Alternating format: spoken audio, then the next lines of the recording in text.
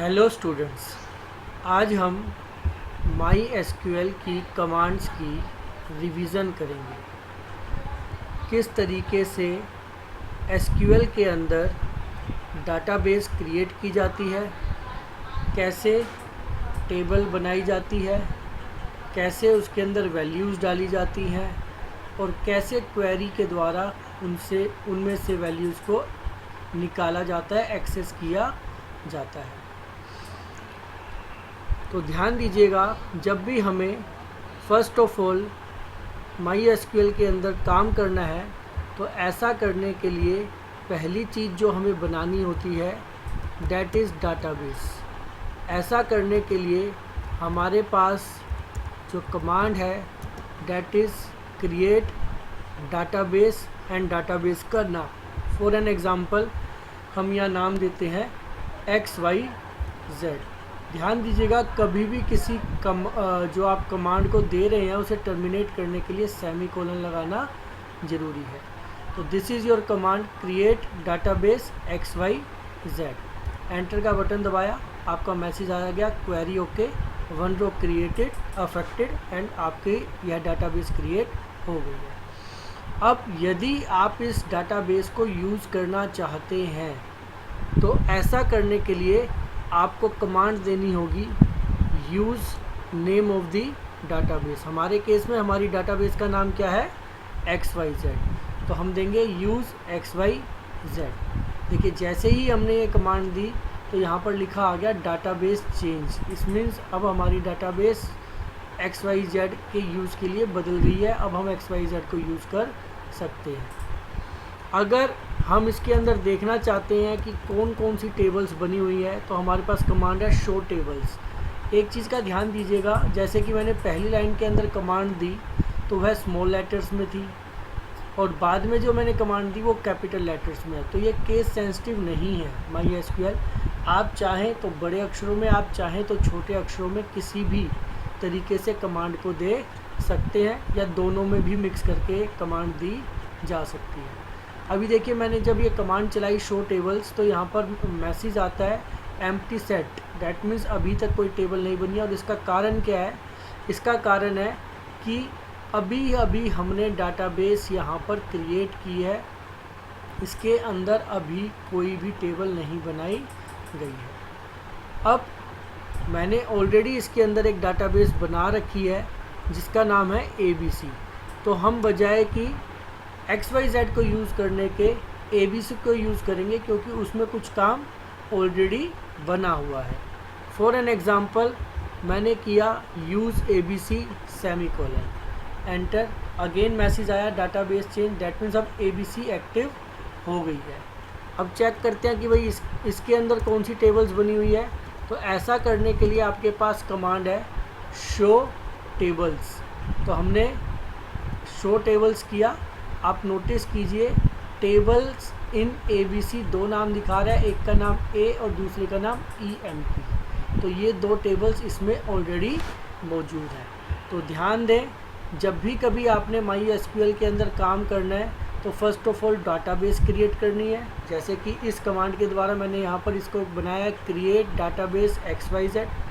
उसके बाद आपने उसके यूज़ करने के लिए, उसको एक्टिव करने के लिए जो कमांड देनी है डेट इज़ यूज़ XYZ। और उसके बाद आप उसके अंदर काम करना चालू कर सकते हैं। यदि आपकी वो नई डाटाबेस है तो शो टेबल करने पे आपका एम्प्टी आंसर आएगा, डेट मीन्स कोई टेबल उपलब्ध नहीं है। लेकिन अगर आपकी डाटाबेस ऑलरेडी बनी हुई है तो उस केस के अंदर आपकी टेबल्स के नाम आएंगे। फॉर एग्ज़ाम्पल जैसे कि मैंने यहाँ पर यूज़ ABC किया, जैसे ABC मेरी पहले से बनी हुई डाटाबेस थी। आप हर बार डाटाबेस नहीं बनाएंगे, ध्यान देना। ये आप अगर एक बार एक डाटाबेस बना लेते हैं तो नेक्स्ट टाइम जब भी आप काम करेंगे तो आप सिर्फ डायरेक्टली यूज़ ABC लिखकर अपनी डाटाबेस को एक्टिव कर सकते हैं और उसको यूज़ करना चालू कर सकते हैं। और उसके अंदर जो टेबल्स बनी हुई हैं उनको भी आप यूज़ कर सकते हैं, उनको भी प्रयोग में ला सकते हैं। तो इस तरीके से डाटाबेस बनाई जाती है। अब इसमें जैसे कि ऑलरेडी दो टेबल्स बनी हुई है, मान लीजिए मैं एक नई टेबल बनाना चाहता हूँ तो टेबल बनाने के लिए भी सेम कमांड है क्रिएट। क्रिएट, लेकिन यहाँ पर जो शब्द है साथ में लग जाएगा टेबल।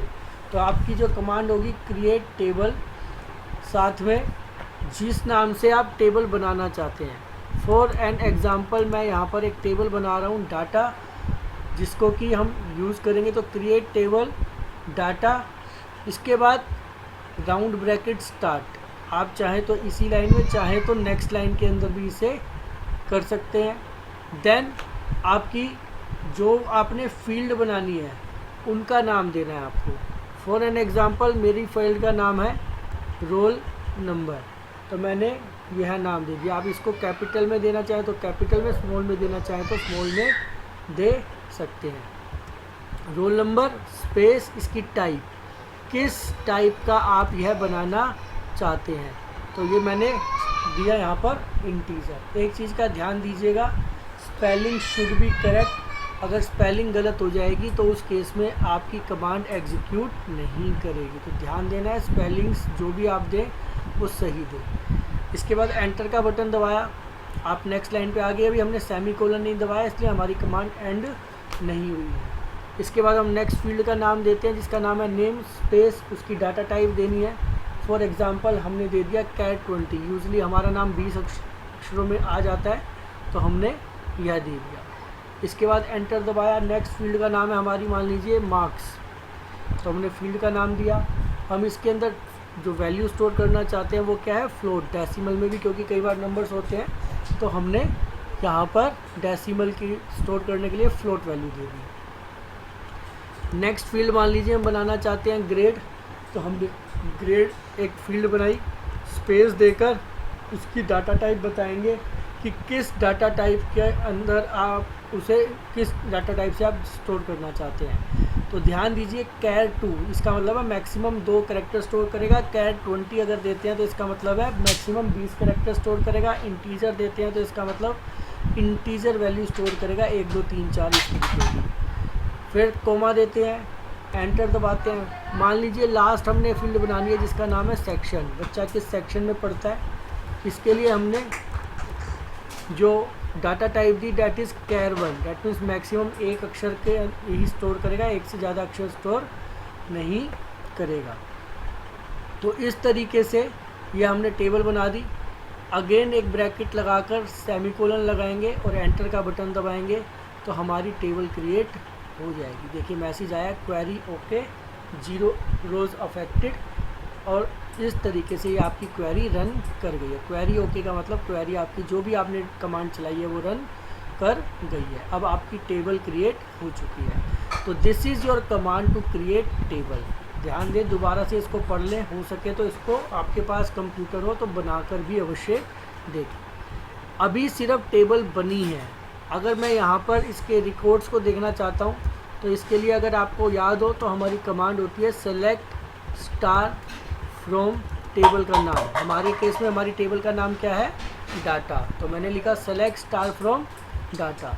एंटर किया तो अगेन आंसर आ गया एम्प्टी सेट। रीज़न वही है, जैसे यहाँ हमने डाटाबेस बनाई थी उसमें टेबल नहीं बनाई थी तो आंसर आया था एम्प्टी सेट। इसी तरह अभी हमने टेबल बनाई है लेकिन उसमें कोई वैल्यू डाली नहीं है, इस कारण आंसर आ रहा है एम्प्टी सेट। अब वैल्यू डालने का जो तरीका है वो क्या होता है, उसके लिए एक अनदर कमांड है, इंसर्ट इनटू,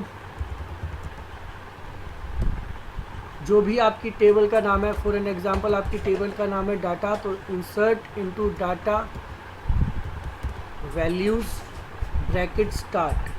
ब्रैकेट स्टार्ट के अंदर आप वैल्यूज़ देंगे कि आप क्या क्या वैल्यूज़ देना चाहते हैं। इंटीजर वैल्यू है तो उसको डायरेक्ट दिया जा सकता है, तो हमने लिख दिया मान लीजिए 101, जो कि किस में जाएगी, हमारी पहली फील्ड रोल नंबर में। इसके बाद आपने देना मान लीजिए नाम, तो जब भी कोई आपकी इस कैरेक्टर या स्ट्रिंग वैल्यू होती है तो आप किस में देते हैं उसको, आप उसे देते हैं कोट्स के अंदर, सिंगल कोट्स के अंदर। तो यहाँ पर हमने सिंगल कोट स्टार्ट किए। फॉर एन एग्ज़ाम्पल हमने नाम देना है यहाँ पर रूहानी, हमने ये टाइप किया रूहानी, तो ये नेम के अंदर चला जाएगा आपकी सेकंड जो आपकी फील्ड है। देन मार्क्स देने हैं, मार्क्स किस टाइप के हैं, फ्लोट टाइप के हैं, तो कोमा सेपरेटर देंगे।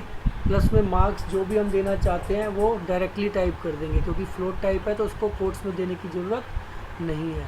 तो हमने लिखा 76.80। ये फ्लोट है इसलिए डेसिमल वैल्यू भी एक्सेप्ट करेगा। ग्रेड के अंदर मान लीजिए हमने उसको देना है तो उसको अगेन, क्योंकि वो आपकी एक तरीके की कैरेक्टर या स्ट्रिंग वैल्यू है तो स्ट्रिंग आप किस में देंगे, कोट्स के अंदर देंगे। एंड आपने साथ ही साथ उसे सेक्शन देना है तो आप उसे भी कोट्स के अंदर देंगे। तो इस तरीके से ये आपकी सभी फील्ड्स जो आप इसके अंदर इंसर्ट करना चाहते हैं डाल दी गई हैं, वैल्यूज़ दे दी गई हैं। Then close bracket, semicolon, enter. तो देखिए क्वेरी ओके, डैट मीन्स आपकी ये कमांड रन कर गई है। इंसर्ट इनटू डाटा, डाटा क्या है हमारा, टेबल का नाम। वैल्यूज़, कौन कौन सी वैल्यू डालना चाहते हैं, जिस ऑर्डर में आपने टेबल क्रिएट किया उसी ऑर्डर के अंदर वैल्यूज़ देनी है, क्योंकि एक एक वैल्यू एक एक फील्ड के अंदर जाएगी। अब यदि आप सेलेक्ट स्टार फ्रॉम टेबल का नाम देते हैं जो कि डाटा है हमारे केस में, तो आप देख सकते हैं आपकी है एक वैल्यू आपको दिखाई दे रही है। जो पहले एम्प्टी सेट लिखा आया था अब एम्प्टी सेट ना होकर उसके अंदर वैल्यू आ गई है। मेरे पास ऑलरेडी एक टेबल मौजूद है जिसका नाम है EMP।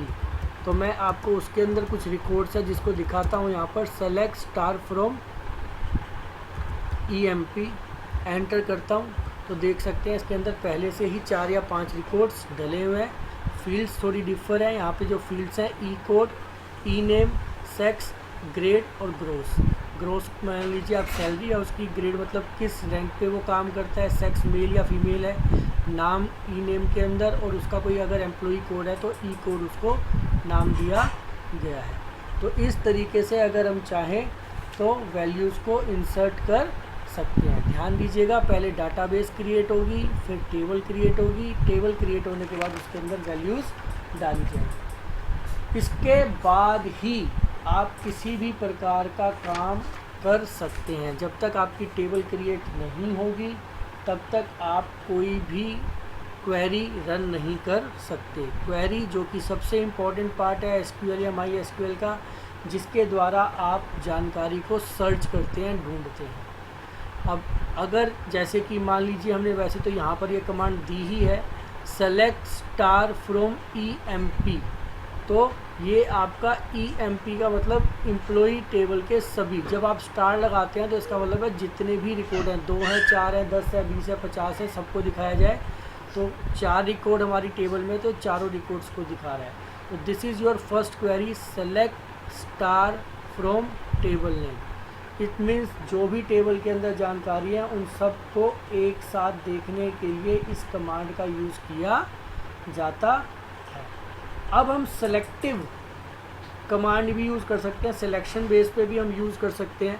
फॉर एग्ज़ाम्पल हम इसमें से किसी पर्टिकुलर रिकॉर्ड को देखना चाहते हैं तो हम क्या कमांड देंगे, सेलेक्ट स्टार फ्रॉम EMP, साथ में क्लोज लगा देंगे वेयर, जहाँ पर हम चाहते हैं कि नाम, लेकिन हमारे केस में जो नाम है उसका जो फील्ड नेम है वो क्या है, ई नेम। तो ध्यान दीजिएगा हमें ई नेम ही टाइप करना होगा। नेम हमारा एक अनदर टेबल थी जो डाटा उसके अंदर हमने दिया था, यहाँ पर जो हमारी फील्ड का नाम है वो क्या है, ई नेम। तो हमें ई नेम टाइप करना है तो हमने लिखा ई नेम, और उसके बाद जो वैल्यू हम सर्च करना चाहते हैं। फॉर एग्ज़ाम्पल हम चाहते हैं कि जितने भी रिकॉर्ड्स हैं उन सभी में से रवि को फाइंड आउट किया जाए, तो हमने सिंगल कोट्स के अंदर लिख दिया रवि और उसके बाद सेमीकोलन लगाकर एंटर किया। तो नोटिस कीजिए जहाँ पहले 4 नाम आ रहे थे वहाँ अब सिर्फ एक नाम नज़र आ रहा है, रवि वाला पूरा रिकॉर्ड, इसे कहते हैं रिकॉर्ड, पूरा रिकॉर्ड नज़र आ रहा है, क्योंकि हमने वेयर क्लोज के द्वारा स्पेसिफाई किया कि हमें सिर्फ रवि नाम के रिकॉर्ड को ही देखना है, बाकी किसी नाम के रिकॉर्ड को नहीं देखना है। इसी तरीके से मान लीजिए मैं कहता हूँ select star from EMP where, और इस बार मैंने बजाय नाम के स्थान पर वैल्यू दे दी ग्रोस। ग्रोस मीन्स मैं सैलरी देखना चाहता हूँ किन एम्प्लॉयज़ की, जिनकी सैलरी 2000 से ज़्यादा है। तो मैंने दिया greater than is equal to अगर आप ग्रेटर देन देंगे तो इसका मतलब 2001 से अबव दिखाई देगा, और अगर आप ग्रेटर देन इक्वल टू देते हैं और साथ में देते हैं 2000 तो इसका मतलब 2000 भी इंक्लूड होगा, और 2000 से अब जितने भी रिकॉर्ड होंगे वो सभी आपको दिखाए जाएंगे। तो देखिए मैं अगर ऐसा लिखकर एंटर करता हूँ तो इस टेबल में सिर्फ एक ऐसा एम्प्लॉई है अनीता जिसकी सैलरी 2000 से कम है, बाकी सभी की 2000 से ज़्यादा है। तो 3 रिकॉर्ड बचते हैं, तो तीनों रिकॉर्ड यहाँ पर शो कर दिए गए हैं। तो वेयर क्लोज के द्वारा ये एक आपकी कंडीशन लगाने का तरीका है। आप किसी भी फील्ड नेम के ऊपर कोई कंडीशन या सिलेक्शन कर सकते हैं कि आप क्या चीज़ ढूंढना चाहते हैं। ऐसे ही अगर आप वेयर क्लोज के साथ ऐसी कोई वैल्यू ढूंढना चाहते हैं, फॉर एग्जांपल मैं ढूंढना चाहता हूँ एक ऐसा एम्प्लॉई जिसका एम्प्लॉई कोड या फिर जिसका नाम रानी है और जिसका ग्रेड जो है या जिसका सेक्स जो है वो फीमेल है। तो इसके लिए मैं क्या कमांड दूंगा यहाँ पर, select star from EMP where, अच्छा ऑलरेडी हम लिख चुके हैं, तो where E name is equal to Rani and, हमें एंड जो है वो कंजक्शन के लिए यूज़ होगा, डैट मीन्स जोड़ने के लिए यूज़ होगा। तो आप यहाँ पर साथ में वैल्यू देंगे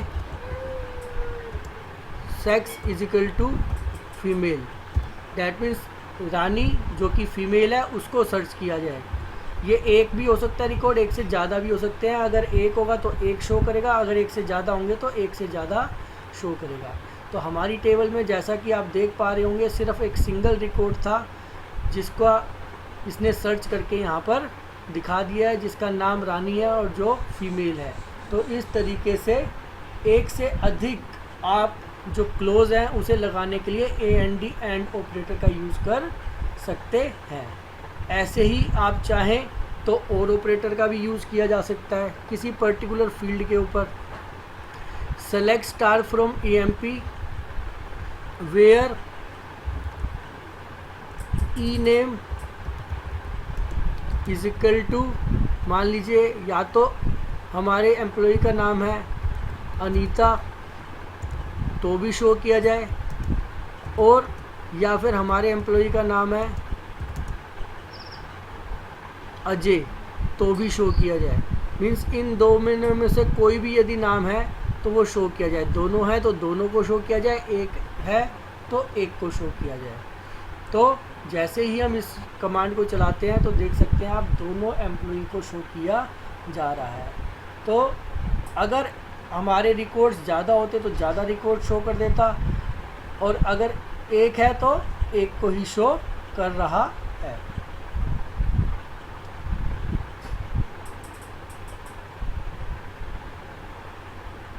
तो इस तरीके से क्वेरी दी जाती है। क्वेरी के द्वारा हम अपने रिकॉर्ड्स को फाइंड आउट कर सकते हैं विद ऑल कॉलम्स। अब हमारे पास एक ऐसी भी कमांड है जिसके अंदर हम सभी कॉलम्स की बजाय कोई पर्टिकुलर, आपने नोटिस किया हो यहाँ पर हमारे पास 5 कॉलम है, फील्ड है, ई कोड, ई नेम, सेक्स, ग्रेड, ग्रोस। अगर सभी को देखना चाहते हैं तो हम किसका यूज़ कर रहे हैं, स्टार का। लेकिन अगर हम कोई पर्टिकुलर फील्ड देखना चाहते हैं तो ऐसा करने के लिए हमारे पास कमांड है सेलेक्ट। अब स्टार के स्थान पर हम जो वर्ड यूज़ करेंगे वो पर्टिकुलर फील्ड का नाम यूज़ करेंगे। फॉर एग्ज़ाम्पल मैंने लिखा ई नेम कोमा ग्रोस, मैं सिर्फ 2 फील्ड देखना चाहता हूँ फ्रॉम जो हमारी टेबल है EMP में से, बाकी नहीं देखना चाहता। तो आपको यहाँ पर फील्ड का नाम बताना होगा। तो आप नोटिस कीजिए 5 में से सिर्फ 2 फील्ड जिनका आपने यहाँ नाम दिया है ई नेम और ग्रोस वही दिखाई दे रही है, बाकी की फील्ड नहीं दिखाई जा रही। तो फील्ड का नाम अगर आप 1 देंगे तो 1 फील्ड आएगी, 2 देंगे कोमा लगा के तो 2 आएंगी, या 3 देंगे 3 आएंगी। और अगर सारी देनी हो तो सबका नाम भी दे सकते हैं, या चाहें तो स्टार भी लिखा जा सकता है। तो ऑब्वियस बात है स्टार यूज़ करना आसान है तो स्टार को ही यूज़ करते हैं हम लोग, बजाय कि सभी फील्ड का एक एक करके नाम देने के। अब इसी क्लोज का यूज़ अगर हम चाहें तो कंडीशन बेस पर भी दे सकते हैं। देखिए यहाँ पर हमने जो क्वेरी चलाई वो विदाउट कंडीशन चलाई। Select E name comma gross from EMP, that means सभी का दिखाना है, रिकॉर्ड सारे दिखाने हैं, लेकिन उनकी सिर्फ 2 ही वैल्यूज़ दिखानी है, ई नेम और ग्रोस। अब हम चाहते हैं फील्ड तो 2 दिखाए, ई नेम और ग्रोस, लेकिन हम साथ ही साथ चाहते हैं कि हमारा जो है कंडीशन बेस्ड पे दिखाया जाए। तो ऐसा करने के लिए हम साथ में क्लोज भी लगा सकते हैं, जैसे हमने पहले लगाए थे। तो मान लीजिए मैंने यहाँ पे लिख दिया select E name and gross where, मान लीजिए मैंने यहाँ लिखा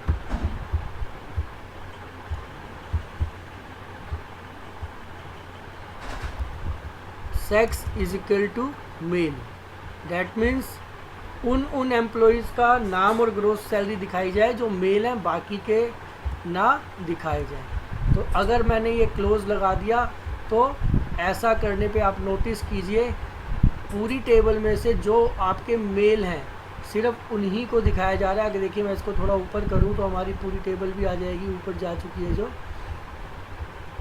ये टेबल थी हमारी, तो हमारे पास टोटल 4 में से 2 एम्प्लॉयज़ मेल हैं, रवि और अजय।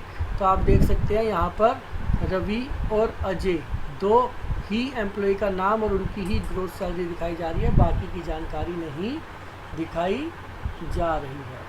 तो इस तरीके से अगर हम चाहें तो selective column along with condition भी देख सकते हैं, ढूंढ सकते हैं। अगर आपको अपनी टेबल का स्ट्रक्चर देखना हो कि कैसे वो बनी हुई है, तो इसके लिए कमांड है डिस्क्राइब। हमारी टेबल का नाम है एम्प्लॉय, तो हमने लिखा डिस्क्राइब एम्प्लॉय, तो देख सकते हैं ये पूरा स्ट्रक्चर आ गया है। फील्ड के नाम, किस टाइप का डाटा स्टोर करते हैं, नल वैल्यू स्टोर की जा सकती है नहीं की जा सकती, डिफ़ॉल्ट वैल्यू क्या है तो नल है। तो इस तरीके से ये पूरा स्ट्रक्चर शो कर देता है with the help of describe command. तो इस तरीके से आप डिस्क्राइब कमांड का भी यूज़ कर सकते हैं। एक अन्य हमारे पास सेलेक्ट के साथ क्लोज है। मान लीजिए मैं यहाँ कहता हूँ डिस्टिंक्ट, एक हमारे पास वर्ड यूज़ है, सेलेक्ट डिस्टिंक्ट। अब ये डिस्टिंक्ट कब यूज़ होता है, जब हमारे पास वैल्यूज़ रिपीटिव हो और हम उनमें से कोई पर्टिकुलर वैल्यू देखना चाहते हो। अब हमारे केस के अंदर जितनी भी हमने अभी तक चीज़ें देखी हैं, एक ही हमारा कॉलम है सेक्स का जहाँ पर हमारी वैल्यूज़ रिपीट है, एल्सवाइज कहीं पर रिपीट नहीं है। तो मान लीजिए मैंने यहाँ कर दिया select distinct sex from employ, तो यह क्या करेगा, सिर्फ हमारे को जो हमारे मेल और फीमेल 2 वैल्यूज़ हैं उन्हीं को दिखाएगा एक एक करके, एल्सवाइज बाकी को नहीं दिखाएगा।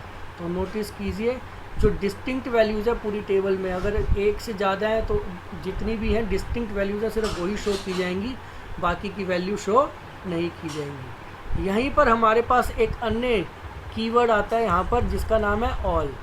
तो अगर हम यहाँ पे लिख देते हैं select all sex from employ और एंटर करते हैं, तो ऐसा करने पे जितने भी हमारे पास 4 रिकॉर्ड हैं चारों को दिखा रहा है, लेकिन उनकी जो भी वैल्यू है सारी दिखा रहा है।